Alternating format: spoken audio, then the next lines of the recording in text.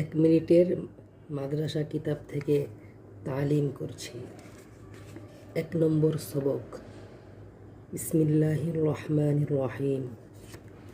নাহমাদুহু ওয়া নুসাল্লি আলা রাসূলিহিল কারীম। নামাজের বিভিন্ন শব্দের অর্থ। আল্লাহু আকবার। আল্লাহু আকবারের অর্থ হলো আল্লাহ তাআলা সবচেয়ে বড়, বরং বরত্ব কেবল আল্লাহর জন্যই নির্ধারিত। একটি সুন্নাত।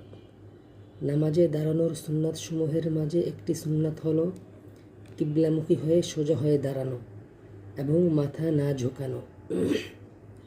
একটি কবিরা গুনাহ। বড় বড় বা কবিরা গুনাহ যেগুলোর কারণে শাস্তির ধমকি এসেছে, সেগুলোর মধ্যে একটি বড় গুনাহ হলো কোনো মানুষের প্রতি অজ্ঞতাবশত হাসা। গুনাহের ক্ষতিসমূহ। গুনাহের ওই সকল ক্ষতি যেগুলো দুনিয়াতেই ভোগ করতে হয়, সেগুলোর মধ্যে থেকে একটি বড় ক্ষতি এই যে গুনাহের কুফরে বান্দাকে দ্বীনের ইলম থেকে বঞ্চিত করিয়ে দেওয়া হয়। ইবাদত বন্দিগির উপকারিতা।